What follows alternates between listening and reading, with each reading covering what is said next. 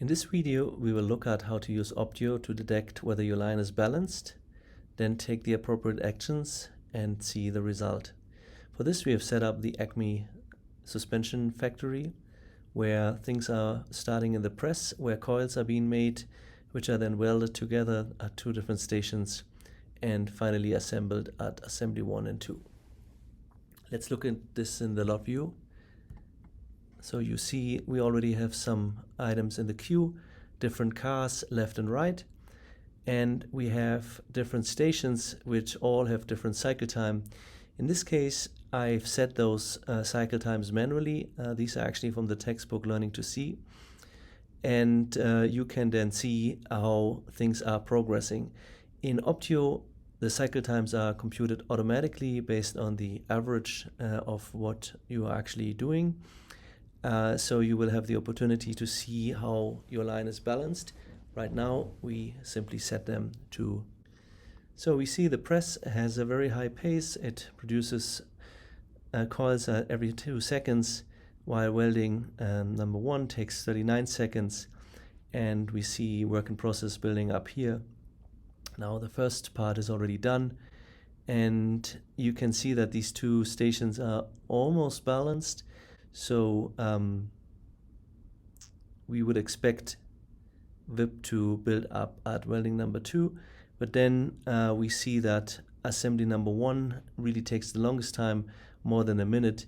So it is very likely that the bulk of our work in process is going to get stuck here, and the line will empty itself from there on, even after welding number 1 and welding number 2 are already done.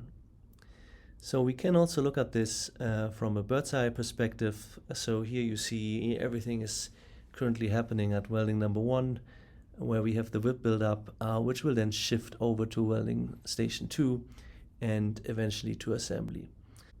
So what you see is happening is we have considerable work in process at every station, and now things are stocking up here at assembly number 1. And now it's time to think about how we can improve this. So the way this usually works is Optio cannot help you with balancing your line by doing the work for you. You have to do the lean continuous improvement at every station. You have to compute your takt time and decide what you actually need. So let's assume that your customer demand will require you to get things done at a rate of 60 seconds. This means you have some leeway here at assembly station 2.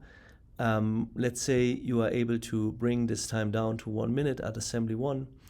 And let's say you come up with some clever way of combining welding number 1 and welding number 2 in a single station, where two workers are handing off the work to each other and do some single item flow. So let's do the following. Let's remove one of these stations from the process.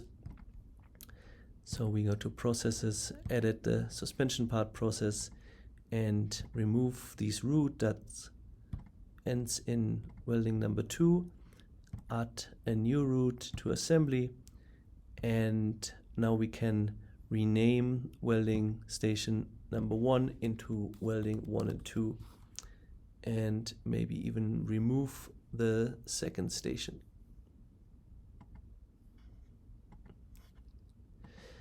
We also notice that the press is actually churning out things at a very high speed. What this really means is that workers will remain idle at that station. We have a lot of whip build up here at welding. For every 2 seconds of work, they will have to wait 58 seconds. As this is our takt time. So what one usually does is one creates a warehouse to keep the stamped parts and then feed this welding and assembly process from that warehouse, or also called supermarket.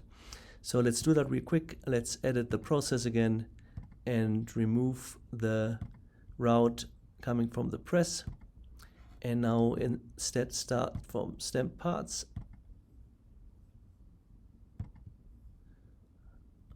And now let's create a new process, which we call press, and have that process go from press into the stamped parts.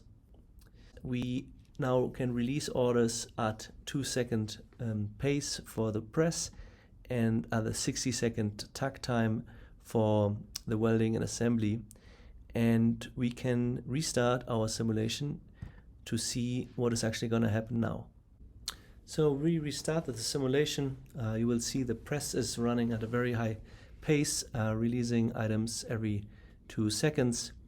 It actually now starts jumping here because lots are coming in so quickly. We don't really mind.